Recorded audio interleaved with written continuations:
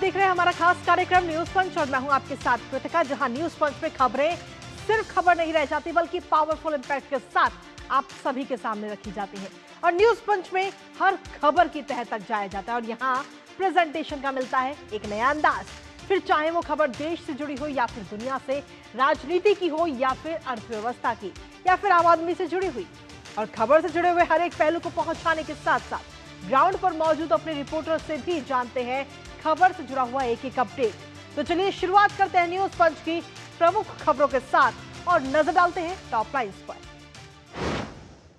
और top line से सबसे पहली और प्रमुख खबर आपको बता दें कि आखिर किस तरीके से बचत अभियान ने इस समय रफ्तार पकड़ी हुई है, क्योंकि अब इस बचत अभियान में जिस तरीके से प्रधानमंत्री नरेंद्र मोदी की तरफ से अपील की गई थी कि ईंधन का कम से कम इस्तेमाल किया जाए, अब उसका असर ग्राउंड जीरो पर और खास तौर पर खुद प्रधानमंत्री नरेंद्र मोदी और इसके साथ ही गृह मंत्री अमित शाह, जिनके काफिले में जो गाड़ियां हैं उनकी संख्या को घटा दिया गया है, जिसकी वीडियो भी इस वक्त सामने आ चुकी है। और इसके साथ ही जो उनके और साथ के जो मुख्यमंत्री हैं वो किस तरीके से निर्देश दे रहे हैं और मंत्री किस तरीके से मेट्रो में सफर करते हुए नजर आ रहे हैं बताएंगे, और साथ ही तस्वीरें भी आपको दिखाएंगे इस महत्वपूर्ण खबर की। लेकिन इसके साथ ही जो दूसरी प्रमुख खबर है वो है पश्चिम बंगाल से जुड़ी हुई, जहां पश्चिम बंगाल में शुभेंदु अधिकारी ने जैसे ही सत्ता में अपनी कमान संभाली उसके तुरंत बाद ही वसूली पर अब वार होता हुआ नजर आ रहे, कई सारे बड़े निर्देश दिए जा रहे हैं। आखिर क्या है ये कट मनी और इस कट मनी को बंद करने के बाद में इसका फायदा सीधे तौर पर किसको हो रहा है, बताएंगे इसके बारे में भी विस्तार से आपको। तो चलिए शुरुआत करते हैं पहली और प्रमुख खबर के साथ।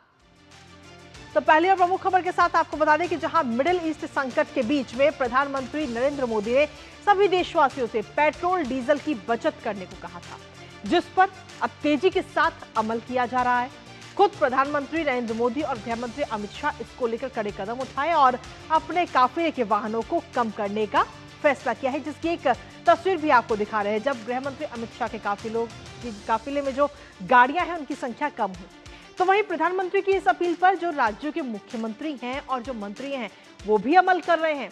उत्तर प्रदेश के मुख्यमंत्री योगी आदित्यनाथ हो या फिर मध्य प्रदेश और राजस्थान के मुख्यमंत्री हो या फिर राज्यपाल आचार्य देवव्रत, सभी एक के बाद एक निर्देश दे रहे हैं कि निजी वाहनों का इस्तेमाल कम से कम करें और सार्वजनिक वाहनों का इस्तेमाल ज्यादा करें, जिसको लेकर कई सारी तस्वीरें भी अब एक एक करके सामने आ रही हैं, जिसमें कहीं मेट्रो में सफर करते हुए मंत्री जी नजर आ रहे हैं तो कई बार साइकिल का इस्तेमाल भी कोई ना कोई कर रहा है। आखिर दिखाएंगे सभी तस्वीरें आपको, साथ ही लेटेस्ट अपडेट जानेंगे अपने सहयोगी से। उससे पहले आपको दिखाते हैं ईंधन बचत की कवायद तेज।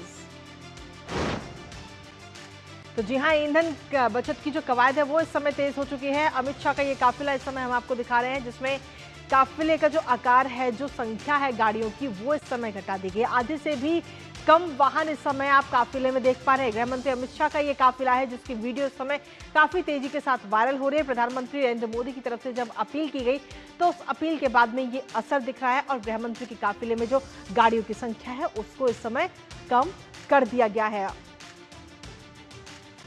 तो अमित शाह का ये काफिला और अमित शाह के काफिले के साथ ही कई सारी और भी वीडियो इस समय सामने आ रही हैं। इसके साथ ही ये भी जानकारी मिली कि प्रधानमंत्री नरेंद्र मोदी का जो काफिला है उसके में भी गाड़ियों की संख्या जो है वो इस समय कम कर दी गई। तो अमित शाह का ये काफिला देखा, लेकिन इसके साथ ही और भी कई सारी वीडियोस भी सामने आई हैं, वो भी आपको दिखाएंगे। लेकिन उससे पहले आर्थिक आत्मरक्षा के लिए बड़ा फैसला लेते हुए क्या कुछ गवर्नर देवव्रत की तरफ से कहा गया वो एक बार आपको सुनाते हैं। मैं राज्य के भीतर किसी भी आयोजन के लिए हेलीकॉप्टर या हवाई यात्रा का उपयोग नहीं करूंगा। इसके स्थान पर मैं ट्रेन, राज्य परिवहन बसों और सार्वजनिक साधनों का ही उपयोग करूंगा।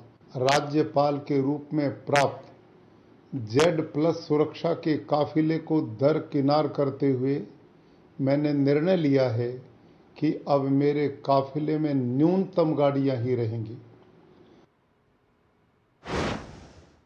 तो सभी मुख्यमंत्रियों की तरफ से एक एक करके फैसला लिया जा रहा है और गुजरात के गवर्नर को आपने सुना कि वो कह रहे हैं कि राज्य के अंदर कोई भी कार्यक्रम होगा तो मैं उस कार्यक्रम में शामिल होने के लिए बस या फिर ट्रेन का सहारा लूंगा, ना कि हेलीकॉप्टर या फिर किसी जो हवाई जहाज है उसका सहारा लूंगा। इसके साथ ही छत्तीसगढ़ के मुख्यमंत्री की अगर हम बात करें तो वो भी आह्वान करते हुए नजर आए हैं और काफिले में सिर्फ जरूरी वाहन हो, ये निर्देश सीधे तौर पर इस समय दिए गए हैं छत्तीसगढ़ के मुख्यमंत्री की तरफ से कि काफिले में सिर्फ जरूरी वाहन ही हो। इसके साथ ही शासकीय वाहनों में इलेक्ट्रिक व्हीकल का उपयोग करने के लिए उन्होंने कहा है कि जो शासकीय वाहन है उन्हें इलेक्ट्रिक व्हीकल में बदला जाए।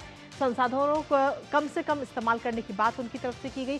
शासकीय वाहन जो सरकारी वाहन है वो ईवी में ट्रांसफर किए जाए, इसको लेकर भी आगे शुरुआत की जाएगी, ये बात उन्होंने कही। इसके साथ ही कार पूलिंग को अपनाने की बात उन्होंने कही। निजी वाहनों के प्रयोग से बचने की बात उन्होंने कही कि जितने जो प्रदेशवासी हैं वो सभी निजी वाहनों का कम से कम इस्तेमाल करें, बेवजह उनका इस्तेमाल ना करें और कार पूलिंग पर भी जोर देते हुए नजर आए।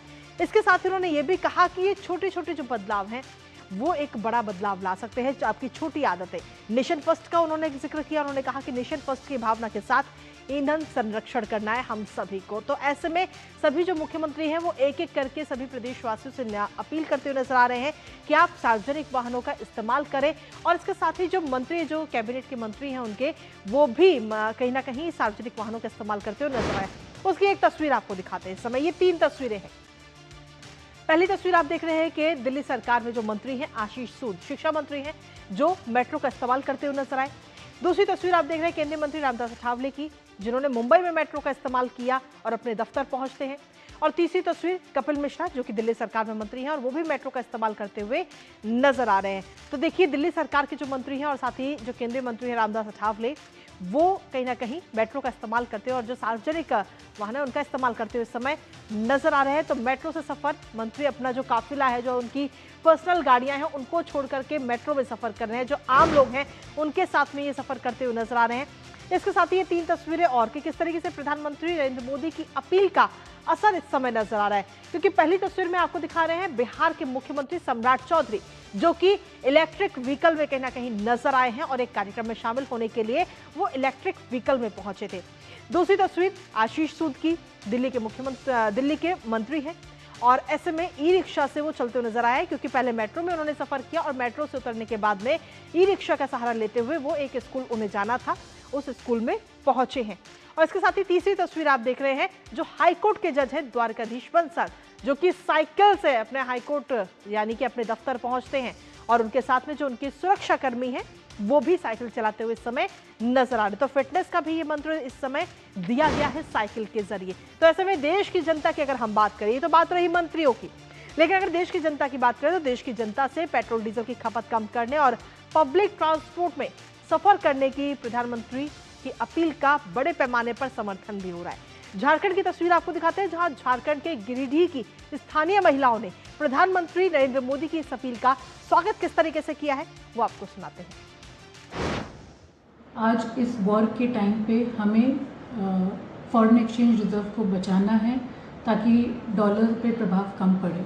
तो हमें हर वो कोशिश करनी चाहिए जिससे हम अपने देश की इकोनॉमी की से रक्षा कर सकते हैं। आज मोदी जी के अपील पर हम सब एक बहुत ही बड़ा कदम उठा सकते हैं। जैसे कि उन्होंने बोला है कि हम खाद्य पदार्थों का जितना हो सके उतना कम उपयोग करें, तो ये उनके लिए नहीं है बल्कि ये हम लोगों के लिए ही है। पहले स्कूटी से आती थी बट अभी मैं वॉक करके ही आती हूँ, तो इससे मेरा सेहत में भी इफेक्ट पड़ा है एंड अच्छा है।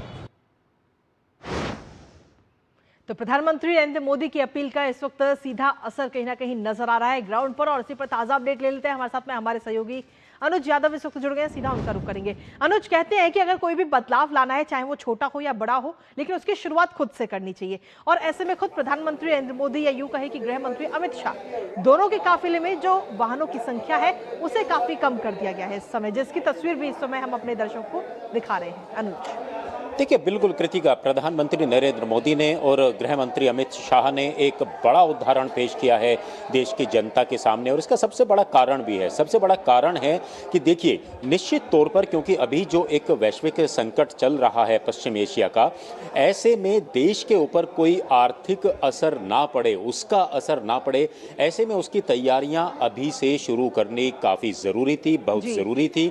और ये एक समय से पहले और समय से लिया गया एक बहुत बड़ा फैसला है। लेकिन हाँ, ये बात जरूर है कि प्रधानमंत्री नरेंद्र मोदी की जो ये अपील थी अब एक जन आंदोलन का रूप ले चुकी है।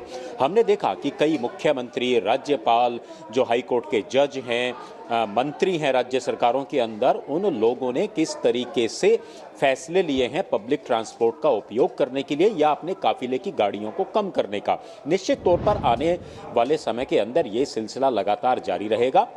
लेकिन एक सबसे बड़ी बात यही है कि प्रधानमंत्री नरेंद्र मोदी ने आखिर ये अपील क्यों की? ये अपील इसलिए की क्योंकि जो चीजें आयात होती हैं दूसरे देशों के ऊपर, जिन चीजों को लेकर हम निर्भर हैं, उनका आयात बंद कर दिया जाए।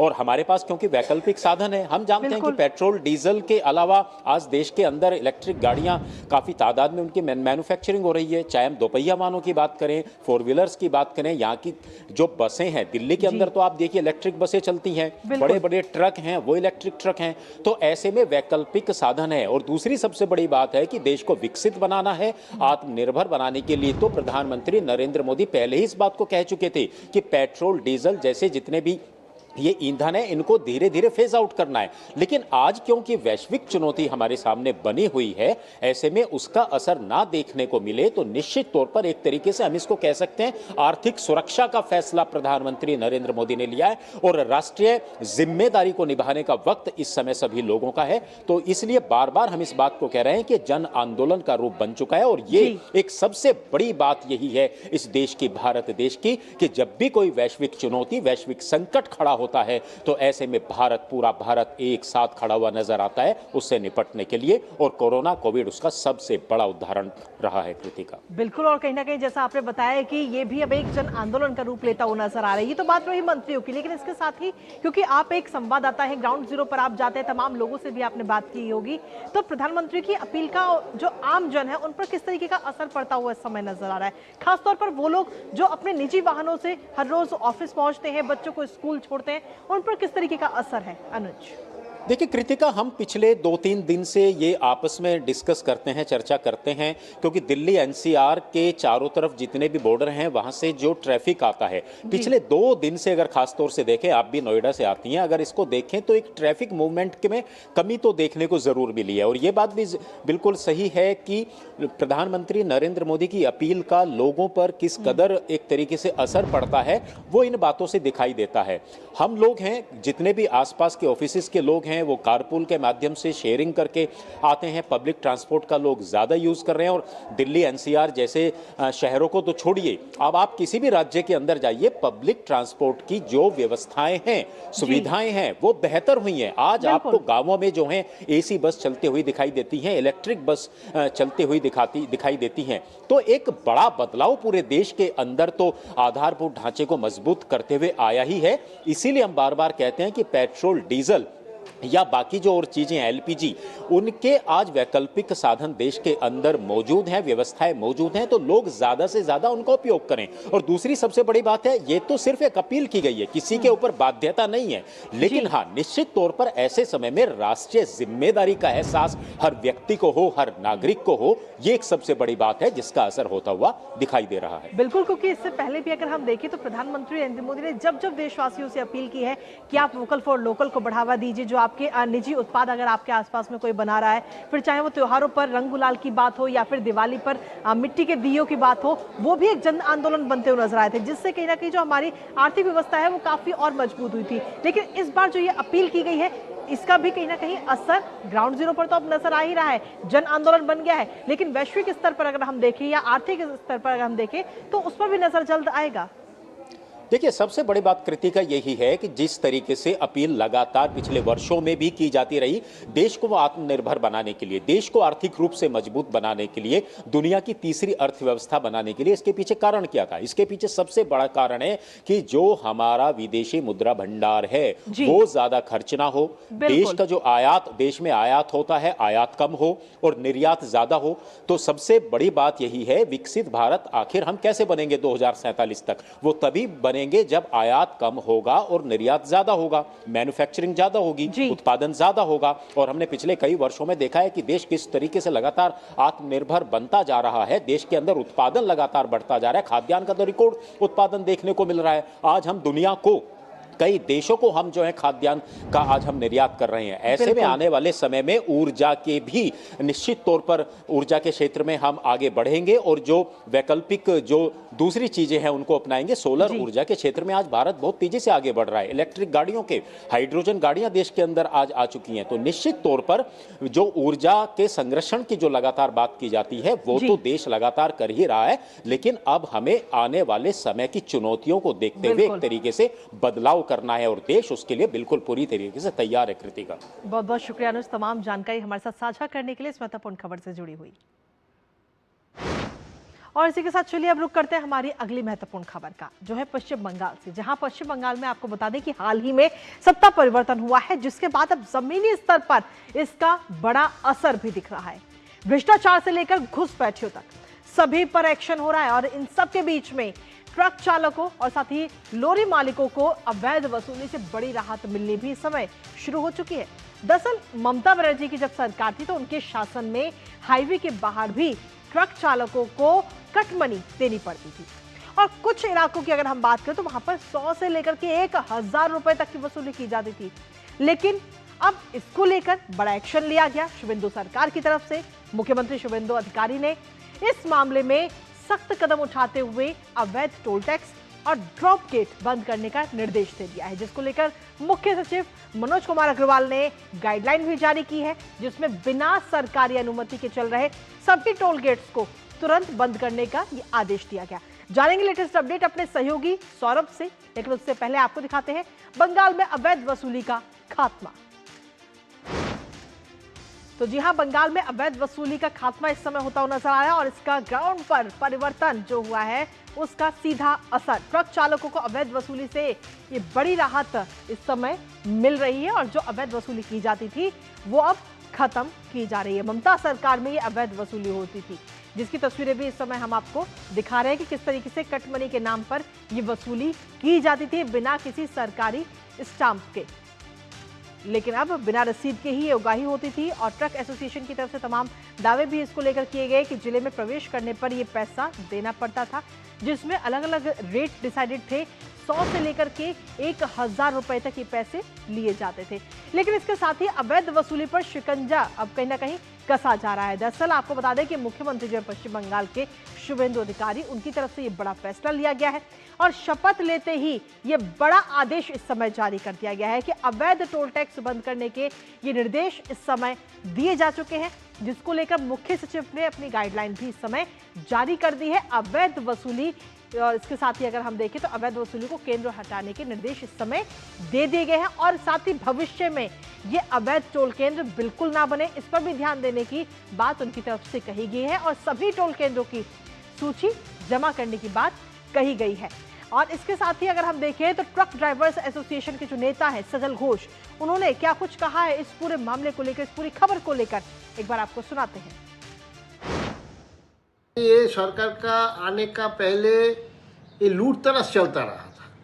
ट्रक ड्राइवर है, ट्रक मालिक का साथ जिधर जाइएगा उधर टोल टैक्स। अभी जो सरकार आया, ये सरकार का आने का बाद कुछ जगह में टोल टैक्स बंद हुआ। भाजपा के जो सरकार आया है, हम लोग का आशा करना, सारा पश्चिम बंग का ट्रक मालिक का आशा है वो लोग शांति में रात में सोएगा। ये जो टॉर्चरिंग हुआ था, जो अत्याचारित तो हुआ था, जो ट्रक मालिक, जो ट्रक ड्राइवर लोग, यही प्रशासन से, ठीक है, इसका बंद होना चाहिए। परिवर्तन देख रहे हैं हम लोग, तो आशा है ये परिवर्तन और अच्छा होगा, सब शांति में रहेगा। तो ये जो परिवर्तन हुआ है उसको काफी पॉजिटिव वे में इस समय लिया जा रहा है और ऐसे में ट्रक ड्राइवर्स की तरफ से क्या कुछ प्रतिक्रिया सामने आई है इस अवैध वसूली को लेकर, वो भी एक बार आपको सुनाते हैं। स्थिति वही था कि सोनामुखी से जब लोड करके आते थे तो हर वैन 100 रुपये करके लेता था, हर पुलिस वैन। उसके बाद एक बर्दवान में एक कांटा पड़ता है, वहाँ पर 200 रुपया लगता था। बर्दवान से लोड करके आने में 800 रुपया एक रास्ता में टोल लगता था, एक रास्ता में 1000 लगता था। पुलिस वाला जो हम लोग बोले उसको ट्रैफिक बोलते हैं, उसका गुंडागर्दी था। कहीं भी मेन रोड से दाहिना या बायां घूरना है, 200 चाहिए, 300 चाहिए, 100 रुपया चाहिए, ये पहले था। अभी सरकार जब से चेंज हुआ तब से बंद है। वो जो टोल था हर एक म्यूनिसिपालिटीज में या फिर कुछ वो भी अभी बंद है। वो पहले लगता था, अभी नहीं लग रहा। वो क्या टोल था? वो दादागिरी वाला था। कुछ नहीं था, दादागिरी था। पहले तो अत्याचार बहुत था, जैसे मैंने पुलिस शासन तो मैंने खाली पैसा के लिए मैंने मांगता था, जहाँ भी खड़ा होता वहीं पैसा दो। अभी तो पैसा ही नहीं मांग रहा। बोला है कि दीदी का पैसा नहीं जाएगा तो गाड़ी नहीं चलने देगा भाई को। अभी तो हट गया सब, बहुत जगह हट गया, बहुत जगह हट गया। तो सुना आपने कि किस तरीके से ड्राइवर, जो ट्रक ड्राइवर है वो ये कह रहे हैं कि अगर दीदी को पैसा नहीं जाएगा तो गाड़ी नहीं चलने दिया जाएगा। लेकिन इसके साथ ही अब आपको सुनाते हैं कि अवैध टोल वसूली पर भारतीय जनता पार्टी के नेता अर्जुन सिंह ने क्या कुछ कहा है। अवैध टोल टैक्स का मालिक अभिषेक बनर्जी था और सारा अवैध वसूली जो है उसके पास जाता है, through police, through politician, through गुंडा, ये सारा पैसा उसके पास जाता। और पहली कैबिनेट मीटिंग में ये डिसीजन हो गया था कि सारा अवैध टोल टैक्स जो है बंद हो जाएगा। वो आज सर्कुलर जारी हो गया, बंद हो गया। और इसी पर ताजा अपडेट ले लेते हैं। हमारे साथ में हमारे सहयोगी सौरभ दत्ता इस वक्त जुड़ गए हैं, सीधा उनका रुख करेंगे।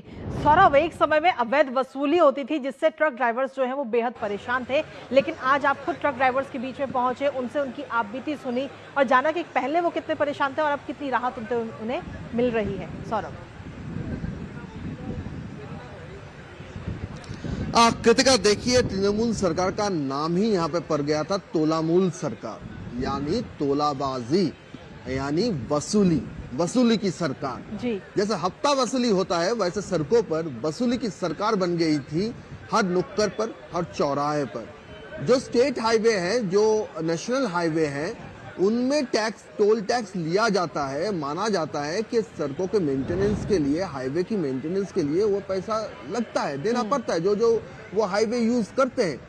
लेकिन जो गाड़ी, अगर आप 4 पहिया खरीदे, आप अगर 2 पहिया खरीदे, या फिर आप लॉरी चलाइए, ट्रक चलाइए, जो जिले में जो म्यूनिसिपालिटीज जो इलाका है वहां पर अगर जाते हैं तो उसका तो रोड टैक्स तो ऑलरेडी दिया हुआ है। जो भी लाइसेंस कार है वो तो सब रोड टैक्स देके ही गाड़ी सड़कों पर उतरते हैं, तो फिर किस बात का पैसा?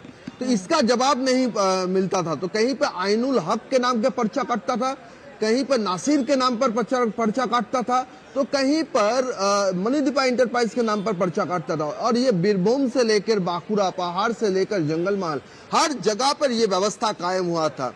जब पूछा जाता था ये पैसा किसका है, कि गवर्नमेंट ने कोई ऑथराइजेशन लेटर दिया है, किसी के पास कोई जवाब नहीं होता था, क्योंकि सबको पता था कि पैसा जाता कहाँ है। यह भाजपा का कहना है असल में ये टैक्स भाईपो टैक्स है, ये गुंडा टैक्स है, यानी अभिषेक बनर्जी के पास ये पैसा पहुंचता था। और आज जब नई सरकार आई है तो एक तरफ से सर्कुलर जारी किया गया है कि हर तरीके से ये जो टोल बनाए गए थे, एक बम्बू को लगाकर, एक गुमटी खड़ी कर दुकान खड़ी करके एक रेट चार्ट लगा दिया गया था कि आपको देना है ऐसे। कोई पर्सनल व्हीकल ले जा रहा है तो उसे भी देना पड़ेगा 60 रुपया, 70 रुपया, 100 रुपया।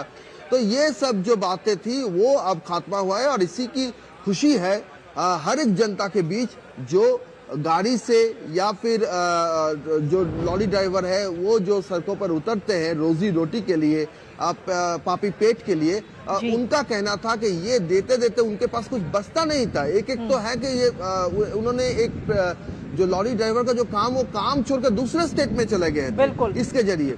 तो अभी सबका कहना है कि असल में परिवर्तन दिख रहा है और वो भी सरकार आने के 7 दिन के भीतर। कृतिका, बहुत बहुत शुक्रिया सौरभ, तमाम जानकारी हमारे साथ साझा करने के लिए, इस महत्वपूर्ण खबर से जुड़ी हुई।